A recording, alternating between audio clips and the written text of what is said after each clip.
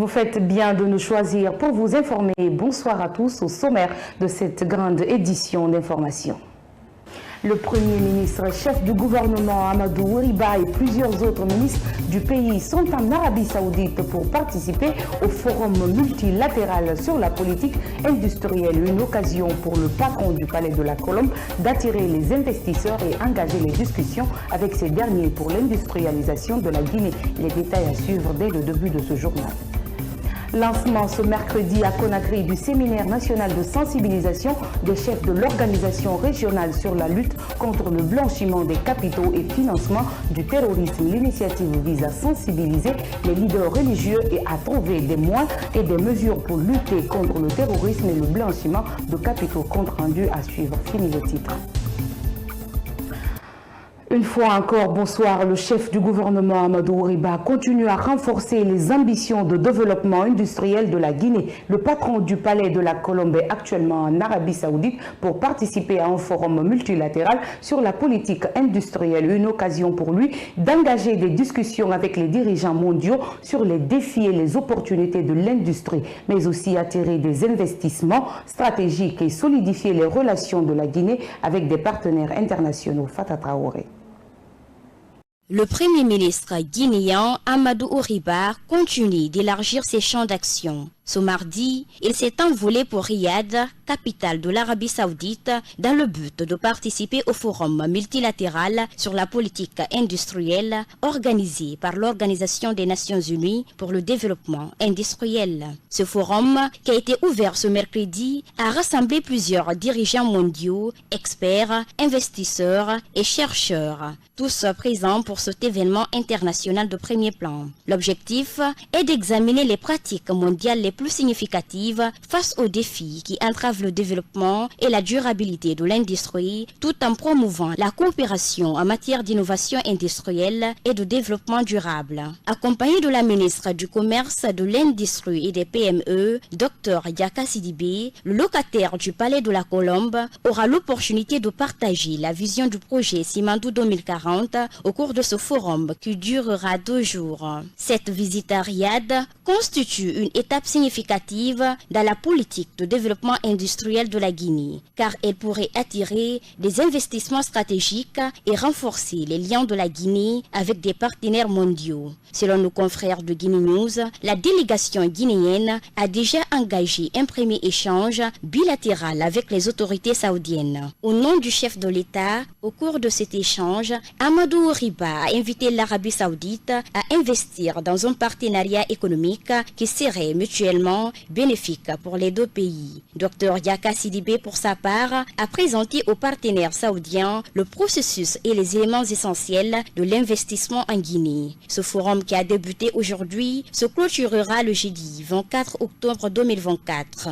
Il convient de rappeler qu'il s'agit du premier déplacement des membres du gouvernement depuis la suspension des missions à l'étranger décrétée le 10 octobre dernier par le général Mamadi Doumbouya.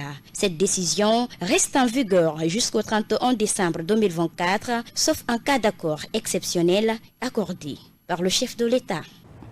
Et puis, lancement ce mercredi à Conakry du séminaire national de sensibilisation des chefs d'organisation régionale sur la lutte contre le blanchiment des capitaux et le financement du terrorisme à Conakry. Cette initiative des autorités du pays, en collaboration avec le JABA Group intergouvernemental d'action contre le blanchiment d'argent en Afrique de l'Ouest, vise à sensibiliser notamment les leaders religieux à pouvoir trouver des voies et moyens établis sur des mesures préventives permettant de lutter contre le terrorisme et le blanchiment de capitaux. Mohamed Lamine Sako et Lansana Kamara.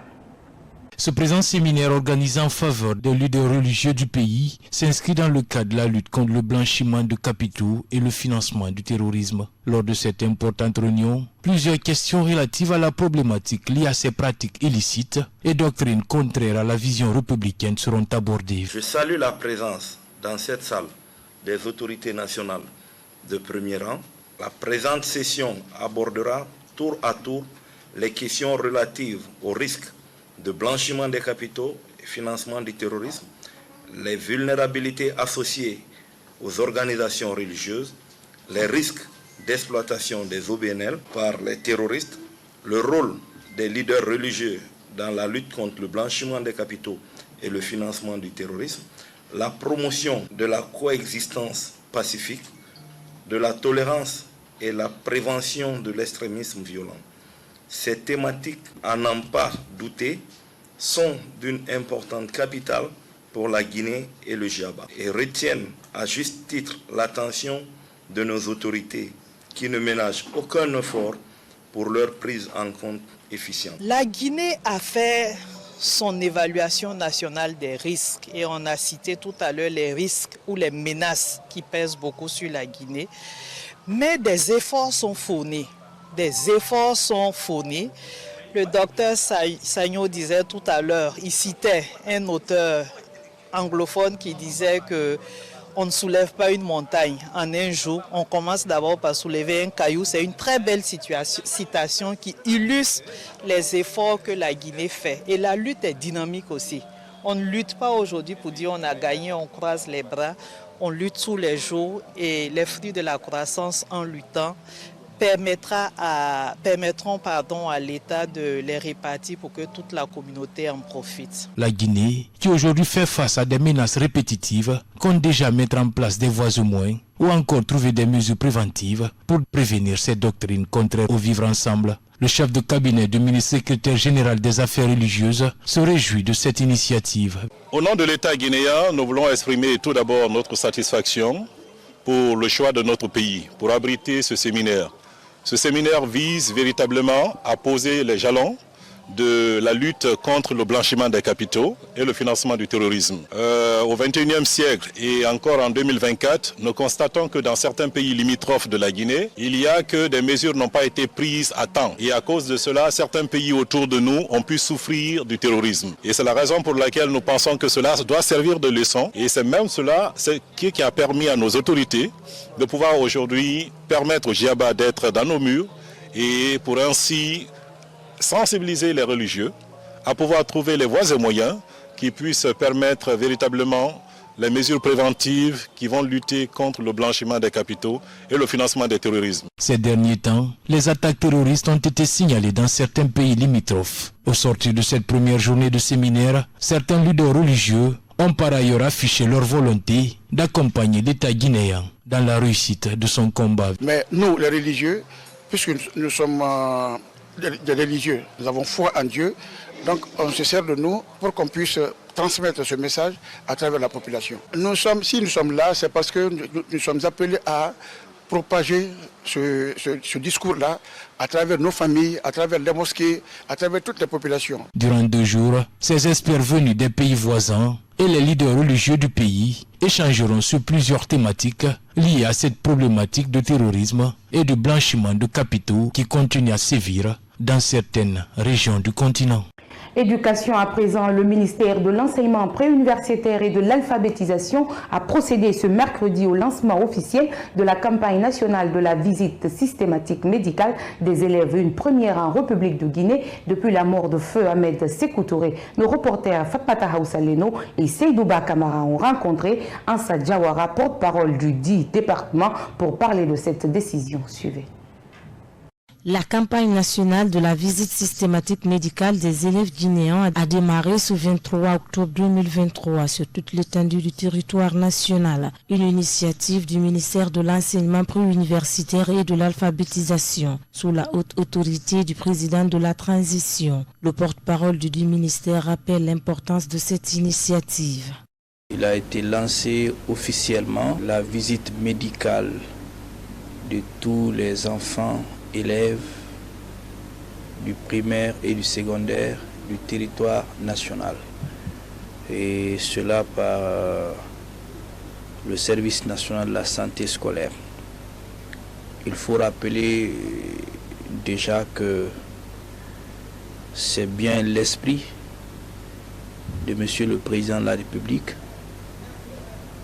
qui a bien voulu cette opération, son excellence Jean-Paul Sédi, qui est l'instigateur. Cet éducateur n'a pas manqué de faire une invite à l'endroit des parents d'élèves sur cette nouvelle démarche mise en œuvre par le général Mamadi Doumbouya. Mais en retour, les parents doivent comprendre que cette visite médicale, c'est pour aider. Les déparasitants seront donnés aux enfants. Tout le temps, les enfants sont toujours parasités. Donc, pour ne pas que les gens confondent, pour dire on est en train de piquer nos enfants, on est en train d'inoculer de telles maladies. C'est le soin des enfants, ce n'est pas leur créer des problèmes. Poursuivant, Mohamed Ansa Diawara rappelle les mesures prises pour le bon fonctionnement des choses.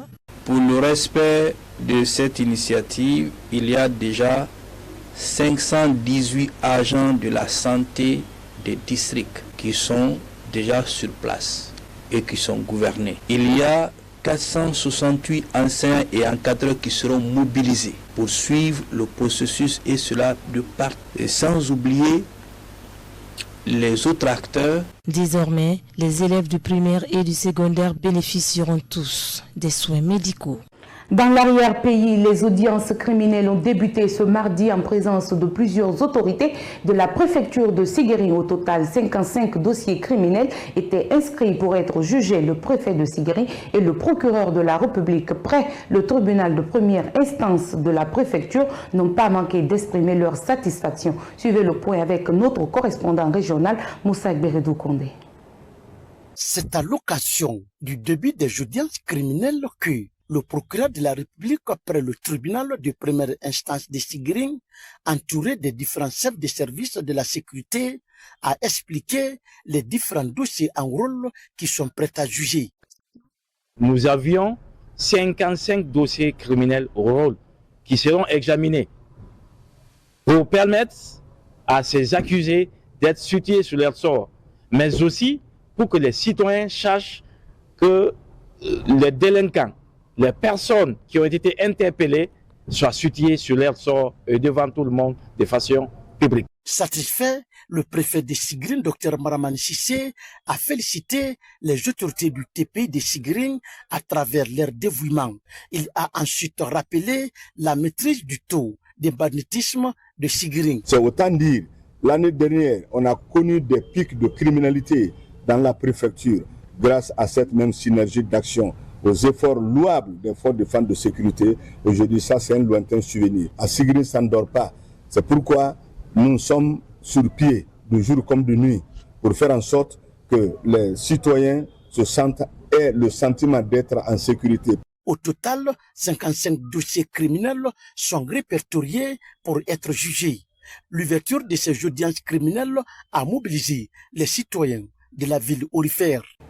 Revenons à Conakry pour dire que la direction générale de la police nationale a interdit la soirée dernière aux conducteurs de mototaxi le port des cagoules sur l'ensemble du territoire national. À travers un communiqué, elle condamne fermement cette pratique jugée contraire à l'arrêté encadrant leur activité. Cette décision a été largement appréciée par certains conducteurs de mototaxi. Bintou Touré et Alassane Simakan sont partis à leur rencontre. Suivez leur reportage. Le port des cagoules par les conducteurs de taxi-moto est formellement interdit désormais par la police nationale. Cette décision est venue d'une déclaration faite ce mardi par les autorités policières qui jugent ce port contraire à l'arrêté encadrant l'activité des taxi-motos. Ce conducteur soutient la décision de la direction générale de la police nationale. Il y a des autres, il va porter ça, il va faire agresseur quoi, c'est pas bon. Ousmane Diallo est un taxi-motard à Bambeto. Ce jeune conducteur porte le plus souvent les cagoules. Selon lui, pour se protéger de la poussière et du soleil. Je mets la cagoule juste pour me protéger contre le soleil et de la poussière. Mais si les autorités guinéennes prennent une décision, je me réjouis. Ces taxi-motards font des doléances auprès des autorités guinéennes pour revenir sur cette décision qui, selon eux, ne les arrange pas. Moi, je souffre de la sinusite. C'est pourquoi je mets la cagoule pour éviter la poussière car c'est pas bon pour ma santé. Je salue la décision de la direction générale de la police. Je soutiens l'idée des autorités guinéennes car nous les taxis-motos on est vraiment mélangés avec les malfrats. Donc moi j'ai vraiment aimé cette décision. C'est pour notre bien.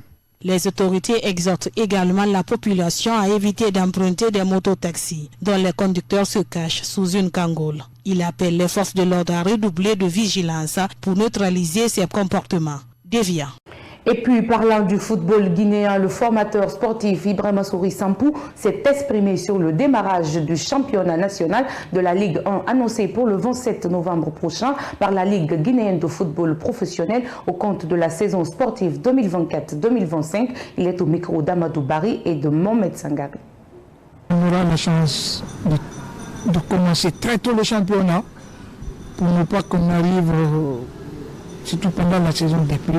J'ai vu la saison dernière, il y a eu beaucoup de pépins, il faisait beaucoup de pluie, donc il n'y avait pas tellement les dernières minutes là n'étaient pas propices pour les joueurs et pour les entraîneurs. Donc moi je crois que commençant le championnat aussitôt, ça nous aurait fait plaisir et puis ça va nous permettre encore de booster, pourquoi ne pas rebooster les enfants pour pouvoir avoir un certain niveau dans le football mondial.